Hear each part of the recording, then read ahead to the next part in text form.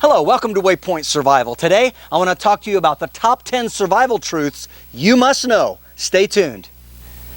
You might want to get a pen and notebook and take some notes. As many of you know, we have our own survival school here in Southern Ohio, where we teach phases 1 through 4, all the way from phase 1, survival and bushcraft, to primitive survival and bushcraft, phase 4. And that's a lot of fun. Really enjoy teaching. It's always a lot of fun to have students on the property. But along with what we teach, there are some survival truths, some wisdom that we like to share, and we scatter that throughout our survival classes. And I want to share some of that with you today. I think you'll like it. So one of the first things that we talk about in our classes, a lot of times we have people that come that have military backgrounds or military training, and of course we're all used to a modern way of living. But one of the things that you realize very quickly in a real survival situation is best explained by the acronym YOYO. So Y-O-Y-O. And it just simply stands for you're on your own. You see, in a real survival situation, pretty much what you have is what you can carry either on your back or in your pockets. There's no supply chain. There's no supply of anything. There's no command. Nobody's over you. Nobody's going to airdrop you any supplies. If you run out of things, you're out. If you break something, it's broken unless you can repair it or fix it. And so sometimes you even have to realize that nobody's coming for you, that if you're going to survive, and there are many stories like this. You can read books and magazines and articles where, someone gets lost, and after a few days they realize nobody knows where they are, nobody's coming for them, and so they have to self-rescue. And in that situation, again, yo-yo, you're on your own.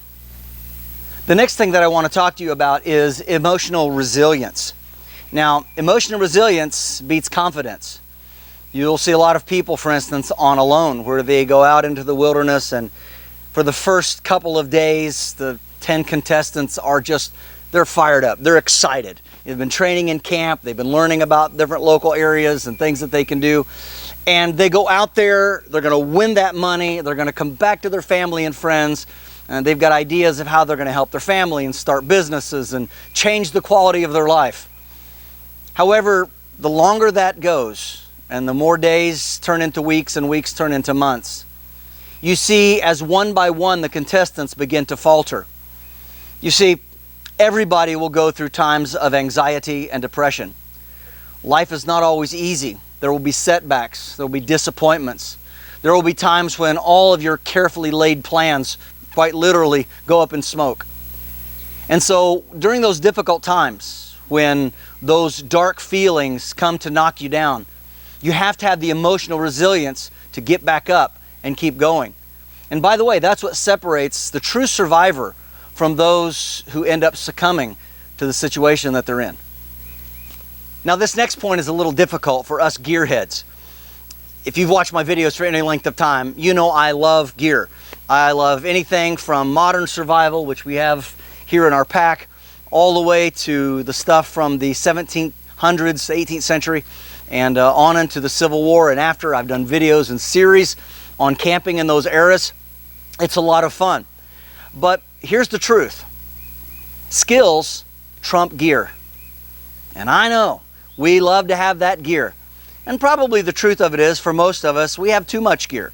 As a matter of fact, when it comes time for me to go out and go camping or hiking or do a backpacking trip, one of the biggest challenges I have is sorting through my gear, and it's kind of fun, but trying to find what I'm going to use for that trip. Because again, I've been doing this long enough and I've been collecting things long enough that I have a variety of items, and a lot of it depends on what I'm going to cook and how I'm going to eat and what the terrain will be. And of course, that's one reason why we have different types of gear, is for different seasons of the year and for different challenges that we face. But ultimately, you get to the point where it really is your skills versus your gear. You see, gear can be lost, it can be broken, it could be stolen, not necessarily by another person, but even animals. Raccoons are notorious for dragging things off. So the really good thing about skills is that they're lightweight. They don't weigh anything, and you carry them up here and they're yours. They belong to you. You own them. And so even if you're left barehanded, if you've got enough skills, all the way into primitive, for instance, you'll be able to make do. It won't be great camping, it won't be a phenomenal experience, but it'll be a great story when you get back. So before we go any farther, I just want to take a moment to remind you to go to our website at waypointsurvival.com and sign up for the brand new and totally free WayPoint Survival and Prepping 101 newsletter. It's a way for us to stay in touch with you, make sure you get important news. If something happens, you don't get your notifications from YouTube, this is another way that we can contact you. And again, we really appreciate it. Thanks so much. Number 4, everything, I mean literally everything about survival is about calories. When you're out there and everything that you are doing, even to sleeping, when you lay down, your metabolic rate will hit a certain floor. You're still burning calories while you're asleep. And so again, that old adage, if you don't have to be walking, be sitting. If you don't have to be sitting, be laying down. If you don't have to be awake, go to sleep. Because again, it's a calorie gain or calorie loss, and most of the time it's a calorie loss. And this is what separates those who really know how to survive from those who will make it for a while and then either perish or tap out as they do in Alone because they've just run out of food, and sometimes medically they're forced to because they literally are starving to death. And if they don't get out of there and get some good sustenance into them, they're not going to make it. And of course, there have been notable incidents. One contestant I'm thinking of in particular spent 2 months in the hospital recovering after the ordeal that they experienced on Alone. And that's no way to live. That certainly isn't surviving and thriving. You're just prolonging your death for a little bit longer. So again, survival is a calorie problem that you have to solve. All right, number 5, if you're keeping track, so we're halfway through our list, is that dull tools are dangerous. Now, we all love, our edged tools, and they're a lot of fun to use, but they can also hurt you. And one thing that a lot of people don't realize is when you have a dull tool, we just finished talking about a calorie loss or calorie gain, which hopefully you're getting enough food that you're getting enough sustenance not only to live day by day, but to put some back for the future. But in a situation where everything is costing you calories, the harder you have to carve and the harder you have to chop and saw and all of those things, that all of those body motions you're doing, that just burns up more and more calories. So keep your tools sharp. Learn how to sharpen them, learn how to maintain them. And of course, carry your sharpening equipment. It doesn't have to be huge. It doesn't have to be something that weighs a whole lot. I carry this little Fall Raven DC4, and it's got just a stone on one side and a diamond on the other. And I carry this with me everywhere. Because if you ever get in a survival situation, you have to maintain your tools. You have to keep them sharp. And when a tool is dull, it can often slip on you, and that's when you cut yourself. That's when you cause damage to whatever it is you're carving or whittling or making, and you could snap it in two. It just makes it so much harder. Whereas a sharp tool slices cleanly and easy, it chops well, and it gets the job done. Next, experience is better than expectations. You can't live like a pioneer unless you've lived like a pioneer. And just because you have great hopes for what you've watched on YouTube or a book that you've read, and I'm not saying there's not some value in that. I believe we can. I'm a good visual learner. I've learned a lot from watching people and things, reading books. But there's no substitute for getting out into the field, actually getting out into the woods, hiking the trails, going through the valleys, climbing mountains, experiencing different types of terrain. You're never going to rise to the level of your expectations. You'll always fall to the level of your training, as I've said in another video. So if the level of your training is way down here, then when tough times come, that's where you'll be. So again, just remember, experience trumps expectations. Next, you cannot fight Mother Nature. You have to learn to get along with her moods. We've gotten so used to climate-controlled everything, just the flick of a switch or a button or push something on the dash of the car and the climate is regulated and adjusted, just make us comfortable. And that's nice. And to a certain extent, we can do that in a shelter or in a small area where we can kind of control that with a fire or with layering our clothes. But there comes a point where you realize when you are out, literally out in nature, that there's not a thing you can do about the storm clouds that are rolling in overhead. You can't help if there's an earthquake or a mudslide or if a tree falls on your shelter, hopefully you're not there, in the middle of the night or during the day. There's all kinds of things that can happen.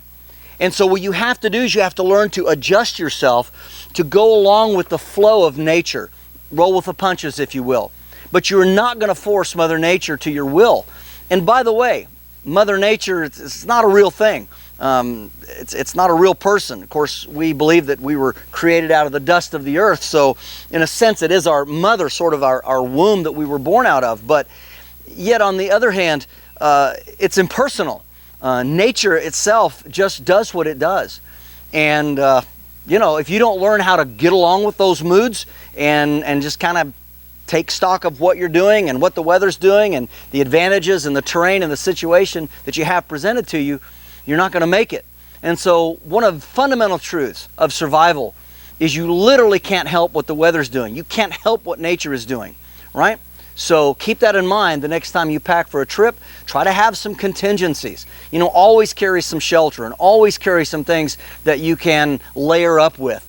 It's just smart, because that way you can kind of deal with Mother Nature and her moods. All right, so number 8, for those of you who are keeping track, is you become old and wise by not being young and foolish. You might say, really?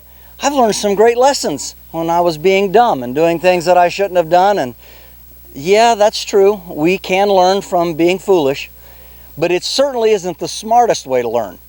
There are a lot of people, you know, their last famous words were, you know, hey fellas, watch this.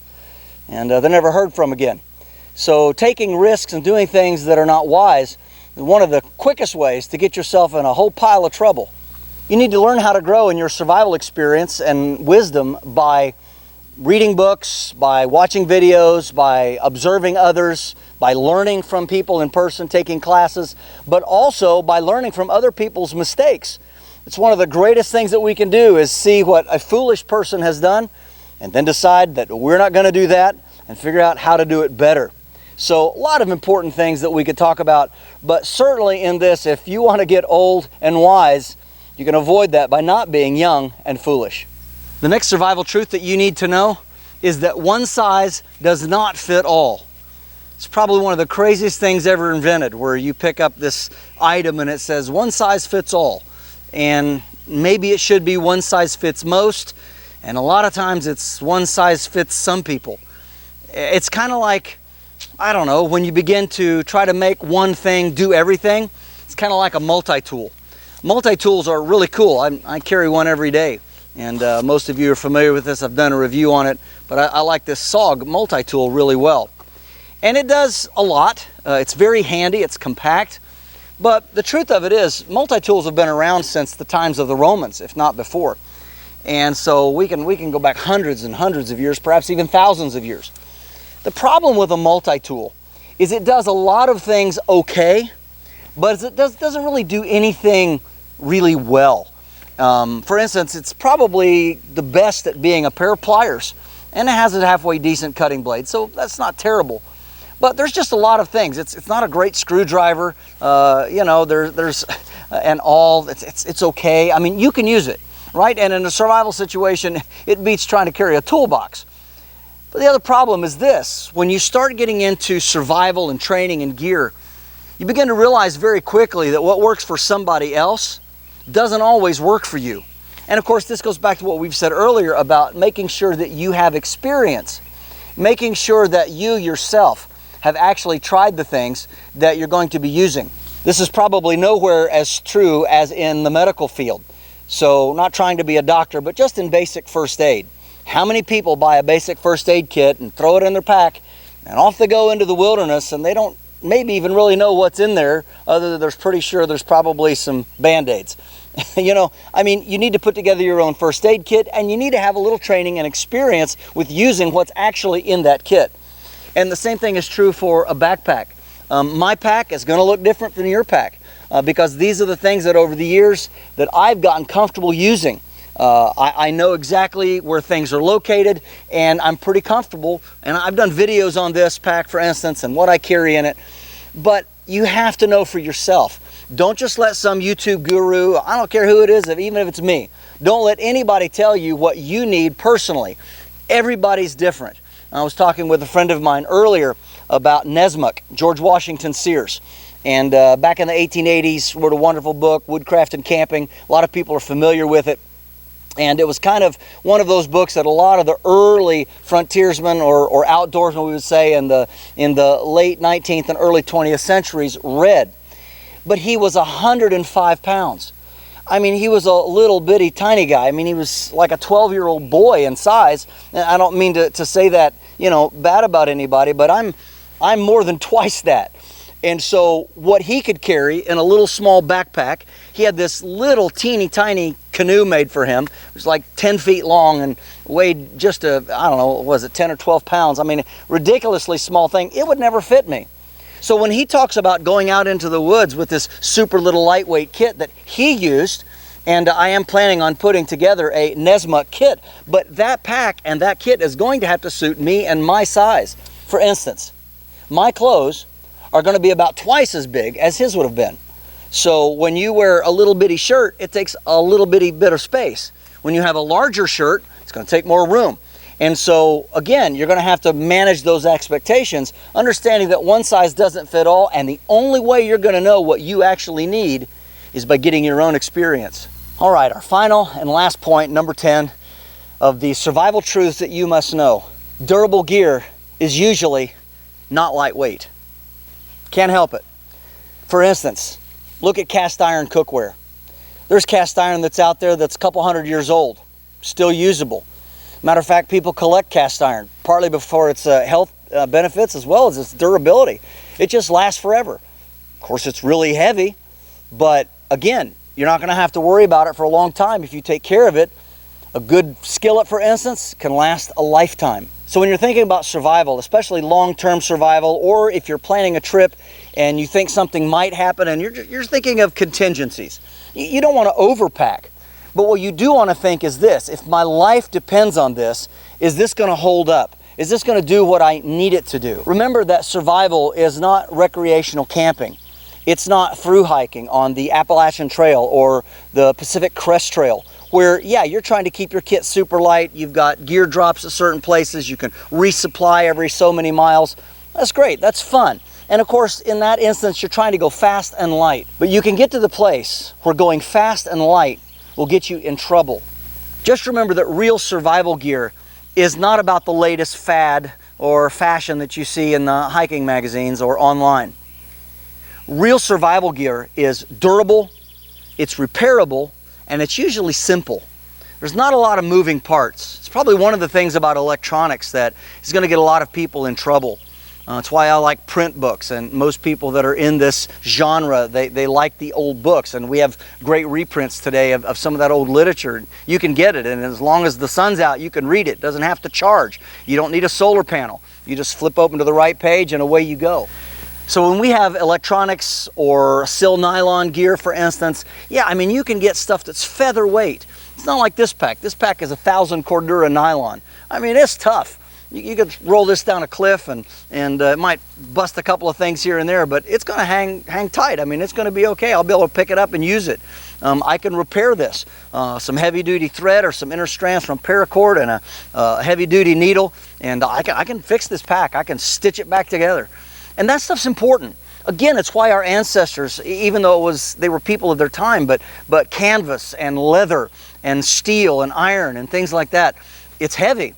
But again, a lot of that stuff, even 100 years later, I mean, you can go on eBay and you can buy stuff from 100 years ago that's still serviceable. As a matter of fact, I do that in my videos. I take gear from a long time ago and I put together a kit and we make videos on it and you enjoy it. So just remember, if you're preparing for survival, real survival tools are usually not lightweight. And you're going to have to get used to carrying a fair amount of gear. And I would imagine that in a real survival situation, if you're going to be out for any length of time, you're going to be hard pressed to get beyond 50, 60, maybe 80 pounds of gear. And that also requires some physical fitness, which is a whole other thing to talk about. You have to stay in shape. And maybe we'll get to that in a future video of some other things that you can do to get yourself ready for an emergency. Well, I hope you've enjoyed this little talk about getting out in the wilderness and what kind of gear and stuff you need to carry. These are important details. And as much as we would like to think that, again, as I said before, that when an emergency comes or a crisis occurs, that we'll just rise to the occasion and figure it out, the truth of it is that you really need to pre-plan a lot of this. You need to pre-position your gear. You need to try different things. And that's the nice thing about places like eBay. You can buy used gear, you can try it, you can contact and talk to people like myself, come to our classes. We will be glad to talk to you about what works and what doesn't. And ask me those hard questions. If you were out in the middle of the wilderness and you were going to be out there for an indeterminate amount of time, what kind of skillet would you bring?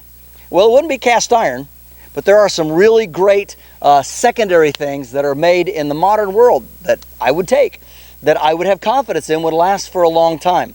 Simple tools, simple things that we can use, and that, again, they're not terribly expensive. Now, some of them are, and one of the things that I would tell you, if you're going to buy a good one, get a good blade. Don't buy a cheap knife. Make sure you spend the money and buy some quality steel and a quality sharpener. That's probably our #1 tool. But beyond that, a lot of gear doesn't have to be expensive. And for instance, if you're interested, I would encourage you to watch. We have 2 different videos now where we do thrift store survival camping. And we just go to the thrift store and pick out stuff that you could use, and it's very useful. So you have to kind of make it up sometimes. You have to sort of improvise, but that's kind of the fun part. Anyway, thanks so much for watching. This is James Bender for WayPoint Survival. If you like this video, please give it a thumbs up. Also, make sure and check out the links in the description box below, just under the More button. While you're down there, you'll find the link for our WayPoint Survival digital class. This is where you can train in the comfort and convenience of your own backyard the top 20 skills that we consider to be the most important from our Phase 1 Survival and Bushcraft class. You'll also find the link where you can sign up for the WayPoint Survival and Prepping 101 newsletter, absolutely full of great ideas that you're going to want to keep. And this last one was really good. Make sure and read that. You'll also find the link for waypointsurvival.com, which is where you can sign up to take in-person classes here at our beautiful training facility in Southern Ohio.